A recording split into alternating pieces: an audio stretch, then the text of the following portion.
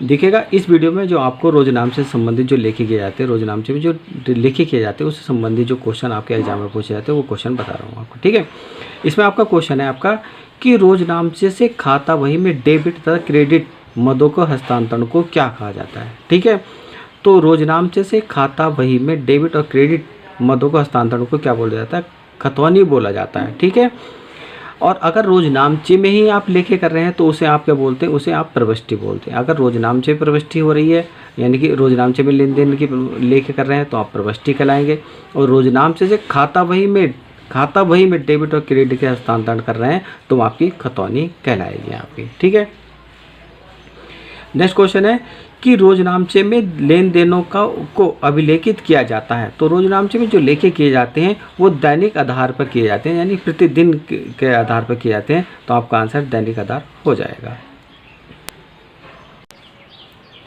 Next question है कि जब सहायक वहियां रखी जाती हैं तब ग्राहकों को विशेष छूट की प्रविष्टि की जाती है। तो जब जो विशेष छूट की जो प्रविष्टि की जाती है वो जनरल में ही की जाती है। ठीक है, तो जनरल की जो सहायक वहियां होती है वो आपको मैं बताता हूँ कि जनरल की जो सहायक वहियां होती हैं वो आपकी होती है रोकड़ वही होती है, क्रय वही होती है, क्रय वापसी वही होती है, विक्रय वही होती है, विक्रय वापसी वही होती है, प्राप्त बिल वही होती है, देय बिल वही होती है। ये आपकी जनरल की जो सहायक वहियां होती हैं, इसलिए जनरल को जो प्रधान वही कहा जाता है। ठीक है, तो इसका आपका आंसर क्या हो जाएगा, जनरल में हो जाएगा। ठीक है,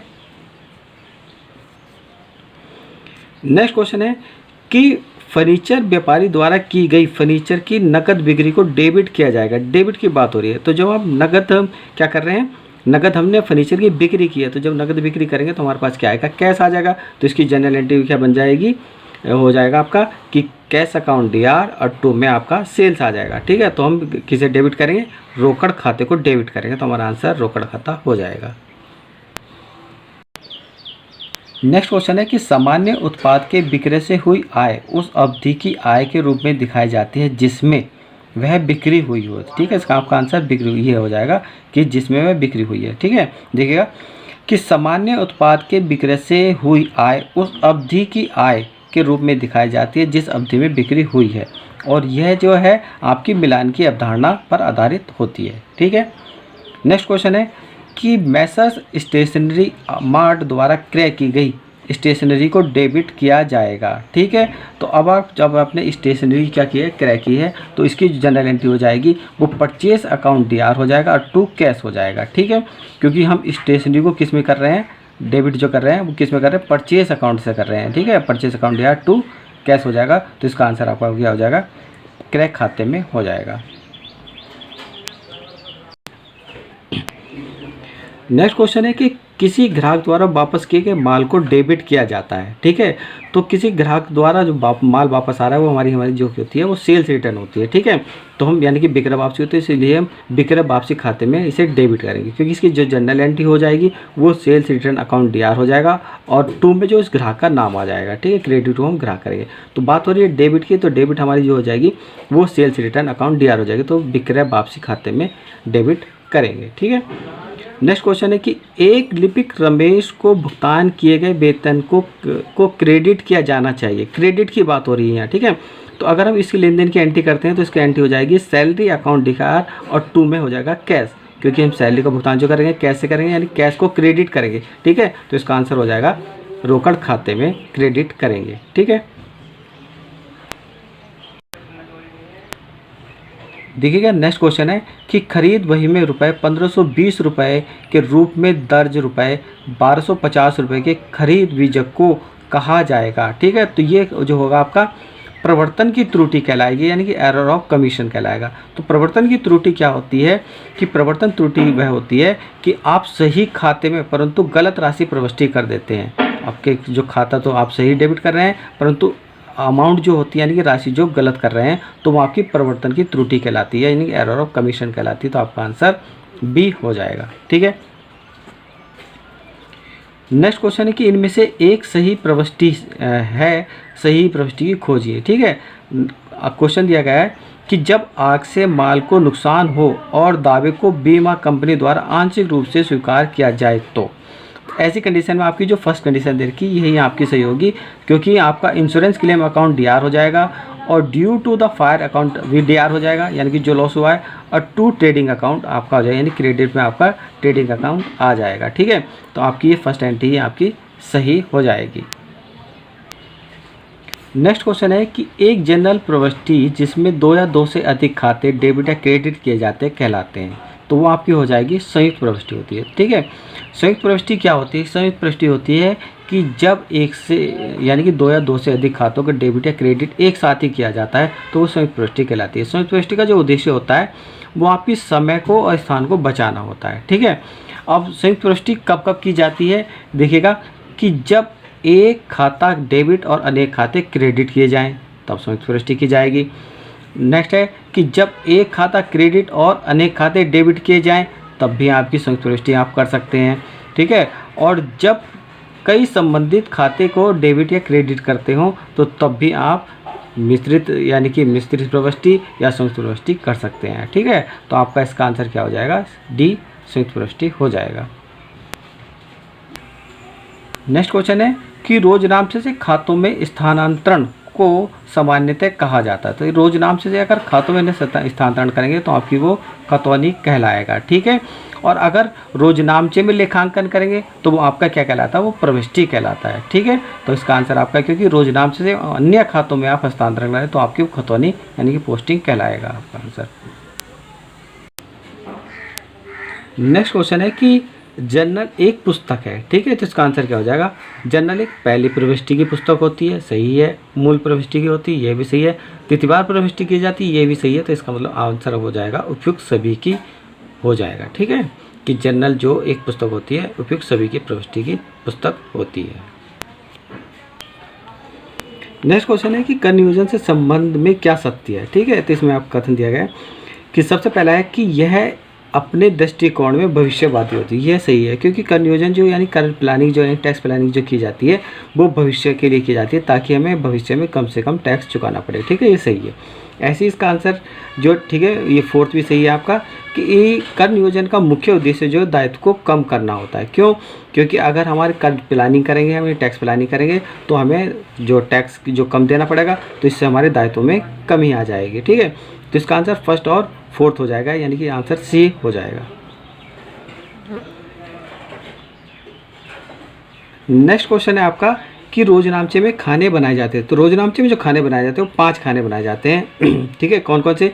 एक तो आपका फर्स्ट होता है डेट का होता है, एक पर्टिकुलर यानी विवरण का होता है, तीसरा जो होता है आपका खाता प्रश्न संख्या यानी कि LF का होता है, चौथा आपका अमाउंट डेबिट का होता है, और 5वां जो होता है आपका वो अमाउंट क्रेडिट का होता है। तो इसलिए रोजनामचे में खाने जो बनाए जाते हैं वो आपके 5 खाने बनाए जाते हैं आपके। नेक्स्ट क्वेश्चन है कि नई मशीन लगवाने में दी गई मजदूरी खाते में डेबिट की गई, यह अशुद्धि है। यह अशुद्धि जो सिद्धांत की अशुद्धि है। ठीक है, क्योंकि जब हम नई मशीन लगवाते हैं और उसमें जो मजदूरी दी जाती है वो मशीन में ही जो प्लस कर दी जाती है। ठीक है, तो ये आपकी अशुद्धि जो हो जाएगी सैद्धांतिक अशुद्धि हो जाएगी। ठीक है, नेक्स्ट है आपका कि खातों का संबंध आय व्यय लाभ और हानि से है, उससे तो उस खाते को क्या कहते हैं? तो वो आपका खाता क्या कहलाता है? नाम मात्र खाता, यानी कि नॉमिनल अकाउंट कहलाता है, जिसमें आपके आय व्यय और लाभ और हानि से संबंधित खाते के लेखे किए जाते हैं, तो वो आपके नाम मात्र खाता हो जाएगा। नेक्स्ट क्वेश्चन है कि राम से 5,000 रुपये प्राप्त किए किंतु उसके खाते में 50,000 रुपये जमा किए गए, यह कौन सी अशुद्धि है? ठीक है, तो ये आपकी भूल की अशुद्धि, सैद्धांतिक अशुद्धि, पूर्व अशुद्धि, इन तीनों में से कोई सी भी अशुद्धि नहीं है। आपका आंसर हो जाएगा इनमें से कोई नहीं, क्योंकि ये अशुद्धि जो आपकी प्रवर्तन की अशुद्धि है, और मैंने प्रवर्तन की अशुद्धि बताया कि प्रवर्तन की अशुद्धि होती है कि जो सही खाते में परंतु गलत रकम जो प्रविष्टि की कर दी जाती है, तो वो आपकी प्रवर्तन की अशुद्धि कहलाती है। ठीक है, और तो इसमें प्रवर्तन की अशुद्धि कहीं नहीं है, तो आपका इसमें आंसर हो जाएगा इनमें से कोई नहीं हो जाएगा। नेक्स्ट क्वेश्चन है कि मोहन को 2,000 वेतन दिया और इस लेन देन में कौन सा खाता डेबिट होगा? देखिए डेबिट पूछ रहे हैं, तो इसकी लेन देन की अगर हम प्रविष्टि करेंगे, ठीक है, तो इसका एंट्री जो हो जाएगी वो हो जाएगी हमारी सैलरी अकाउंट DR, यानी कि सैलरी को डेबिट कर रहे हैं, और 2 में हमारा कैश आ जाएगा। ठीक है, यानी क्रेडिट जो होगा हमारा कैश होगा। तो अब बात डेबिट की हो रही है, तो इसमें हम वेतन खाते को डेबिट करेंगे, तो हमारा आंसर हो जाएगा वेतन खाता आंसर हो जाएगा। नेक्स्ट क्वेश्चन है कि क्रय खाता कब क्रेडिट किया जाता है। देखिए इसमें क्रय खाता क्रेडिट की बात हो रही, कब क्रेडिट किया जाएगा। तो इसका जो आंसर होगा डी हो जाएगा कि जब माल व्यापार के स्वामी द्वारा व्यक्तिगत प्रयोग के लिए व्यापार से लिया जाता है तब क्रय खाता क्रेडिट किया जाता है। क्योंकि जब माल जो है व्यापार का स्वामी व्यक्तिगत प्रयोग के लिए निकालता है तो इसकी जो जनरल एंट्री होती है वो होती है ड्राइंग अकाउंट डीआर और टू परचेज होता है, यानी कि क्रेडिट जो किया था परचेज किया जाता है। ठीक है, तो इसीलिए इसका आंसर जो हो जाएगा डी हो जाएगा। नेक्स्ट क्वेश्चन है कि रुपये 10,000 की मशीन क्रय की गई किंतु इसे क्रय खाते में डेबिट किया गया है। गलत किया गया है क्योंकि आपने मशीन क्रय की गई है तो मशीन अकाउंट डीआर होता है, टू में कैश होता है। ठीक है, और आपने जो है क्रय खाते को डेबिट कर दिया है तो ये आपकी सैद्धांतिक अशुद्धियाँ है। क्योंकि सैद्धांतिक अशुद्धियाँ वह होती है जो दोहरा लेखा प्रणाली के सिद्धांतों का ज्ञान न होने के कारण होती है। तो इसका आंसर आपका बी यानी कि सैद्धांतिक अशुद्धि हो जाएगा।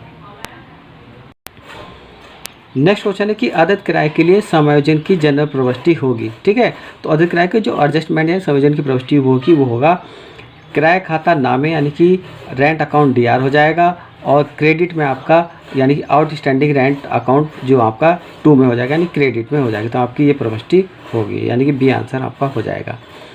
नेक्स्ट क्वेश्चन है कि मजदूरी खाते में 500 रुपये गलती से डाल दिए गए जबकि उन्हें मशीन खाते में डालकर पंजीकृत करना था। तो यह त्रुटि आपकी कौन सी हो जाएगी, ये भी सैद्धांतिक त्रुटि हो जाएगी क्योंकि ये जो मशीन में डालना था। ठीक है, तो आपको ये भी आपकी सैद्धांतिक त्रुटि हो जाएगी क्योंकि ये भी दोहरा लेखा प्रणाली के सिद्धांतों का ज्ञान न होने के कारण हो रही है। ठीक है, तो आपका आंसर सी हो जाएगा।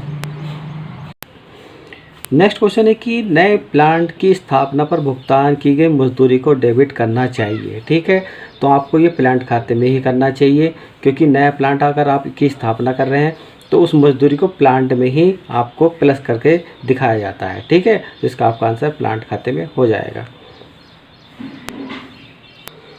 नेक्स्ट क्वेश्चन है कि जब एक कंपनी अपने ऋण पत्रों को विनियोग के रूप में क्रय करती है तो निजी ऋण पत्र खाते को डेबिट किया जाता है। तो ऐसी कंडीशन में निजी ऋण पत्र खातों को उसकी जो राशि होती है उसी राशि पर डेबिट किया जाता है। तो इसका आंसर हो जाएगा सी यानी कि उन ऋण पत्रों के लिए दी गई राशि से ही आप डेबिट करेंगे। ठीक है,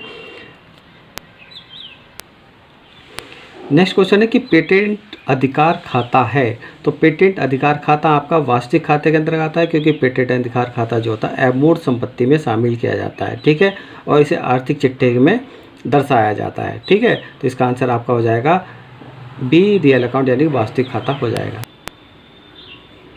देखिए नेक्स्ट क्वेश्चन है कि निम्नलिखित मदों में से किसमें डेबिट शेष होगा। ठीक है, तो इसका आंसर हो जाएगा पूर्वदत्त बीमा प्रीमियम क्योंकि ये आपका पूर्वदत्त बीमा प्रीमियम जो है वो आपका प्रतिनिधि व्यक्तिगत खाता है। ठीक है, देखिएगा कि लेखा विधि में लेखा करने के दौरान सामान्यतः संपत्तियों का खाता एवं प्रतिनिधित्व करने वाले व्यक्तिगत खातों का शेष डेबिट शेष आता है।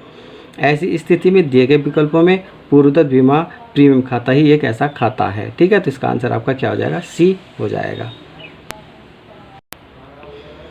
नेक्स्ट क्वेश्चन है कि आग से 5,000 रुपये का स्टॉक नष्ट हो गया जिसमें से 3,000 रुपये बीमा का दावा स्वीकार हुआ, 2,000 रुपये का शेष डेबिट किया जाएगा। ठीक है, तो इसके पहले मैं आपको जनरल प्रविष्टि बताता हूँ। तो जनरल प्रविष्टि इसकी जो हो जाएगी वो होगी आपकी इंश्योरेंस अकाउंट डीआर हो जाएगा और पीएनएल अकाउंट डीआर हो जाएगा। ठीक है, देखिए जैसे एंट्री है कि इंश्योरेंस अकाउंट डीआर 3,000 से हो जाएगी आपकी और पीएनएल अकाउंट डीआर जो हो जाएगा वो 2,000 से हो जाएगा और यानी क्रेडिट जो करेंगे वो जो फायर लॉसेस के नाम से हम कर देंगे 5,000 की अमाउंट। ठीक है, तो बात हो रही थी कि 2,000 डेबिट किया जाएगा। तो 2,000 डेबिट कर रहे हैं हम प्रॉफिट एंड लॉस खाते से यानी कि लाभ हानि खाते से कर रहे हैं। ठीक है, तो इसका आंसर जो हो जाएगा वो लाभ हानि खाते से हम डेबिट शेष करेंगे। ठीक है,